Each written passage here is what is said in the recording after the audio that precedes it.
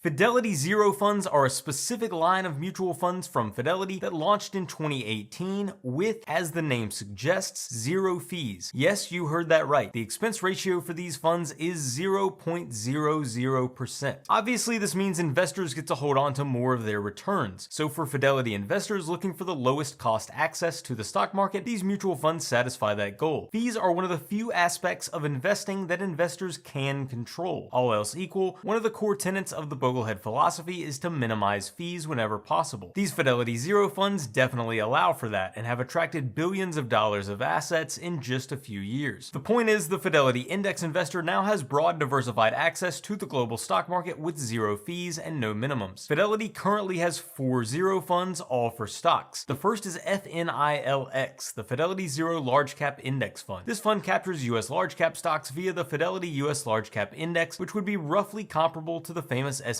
500. FNILX has around 500 holdings. Next up is FZIPX, the Fidelity ZERO Extended Market Index Fund. This fund seeks to track the Fidelity US Extended Investable Market Index, which is composed of about 2,500 US mid and small cap stocks. Next on the list is FZROX, the Fidelity ZERO Total Market Index Fund. This fund aims to capture the total US stock market via the Fidelity US Total Investable Market Index, which is likely comparable to the Russell 3000 index. Essentially, FNILX plus FZIPX equal FZROX. It's comparable to something like VTI from Vanguard. This fund has close to 3,000 holdings across US large, mid, and small caps. Last is FZILX, the Fidelity ZERO International Index Fund. This fund captures international stocks outside the United States by tracking the Fidelity Global ex-US Index and is composed of about 2,500 mid and large cap stocks outside the US. Obviously, investment products with zero fees sound too good to be true, and there's gotta be a catch, right? There are arguably a couple downsides with these funds, but they're probably not what you suspect. Most people initially think there have to be some hidden fees somewhere with these funds, and that the zero expense ratio is some sort of marketing gimmick. In short, that's actually not the case. There are no hidden fees, and these are truly zero costs to the investor. This line of funds is what's called a loss leader, a product sold at a loss to get you through the door so they can later cross-sell you on other products and services, such as other funds and advisory services in this case. After considering these funds have no hidden fees, the next assumption is that they must lag their target index by an amount equal to or greater than a typical fee of a comparable fund. This one hasn't really been true so far either, but it's worth noting that these funds track proprietary indexes created by Fidelity themselves, not household name indexes like the famous S&P 500. That's how Fidelity is able to offer them free of cost, as they don't have to pay licensing fees. Notice, for example, how the top 5 holdings of FNILX, the Fidelity ZERO Large Cap Index Fund, differ somewhat from the top holdings of VFIAX, the mutual fund from Vanguard for the S&P 500 index. This means the behavior of these funds will differ slightly from your favorite Vanguard index funds, for better or for worse. In some cases, they have lagged their comparable counterparts, and in other cases, they have slightly outperformed, but the performance result is usually close enough to be largely inconsequential. Arguably the most important catch with these funds that is perhaps often overlooked is the fact that you must buy them at Fidelity, and if you do buy them, you're stuck at Fidelity. Let me explain. If you're interested in VOO, for example, the Vanguard ETF for the S&P 500, you can buy and own it at Fidelity, Schwab, Vanguard, or others, and easily transfer that ownership between them. In owning a Fidelity ZERO fund, you own a product that tracks a proprietary index that is only available at Fidelity. If for some reason you later wanted to transfer it to a different broker like Schwab or Vanguard, you wouldn't be able to take it with you, and you'd thus have to sell your position and realize gains while transferring out. So while there's nothing wrong with these products per se, I would probably shy away from them for that reason alone, unless you're somehow certain you'll never leave Fidelity in the future. I've personally switched brokerages for one reason or another multiple times in a span of a little over a decade, and if I did buy one of these funds, it would definitely only be in a tax-advantaged account like an IRA. If you're currently with another broker like Vanguard, is it worth switching to or opening a separate account at Fidelity just to get access to these zero funds? That's for you to decide. For $100,000 invested, 3 bips for a fund like VOO would be $30 per year. Sheer simplicity may be more valuable than those fee savings. On Fidelity's side, they have deemed it worth that $30 expense to be able to use the powerful marketing buzzwords free and zero. Another final consideration to keep in mind is that these are mutual funds that do not have ETF equivalents. If we're talking about taxable space, ETFs tend to be more tax efficient than mutual funds, so your potential tax implications may outweigh the aforementioned fee savings. If you want to learn how to use a couple of these zero funds in constructing constructing the famous Boglehead's 3-fund portfolio at Fidelity, be sure to check out my video on that here. What do you think of Fidelity ZERO funds? Do you own any? Let me know in the comments.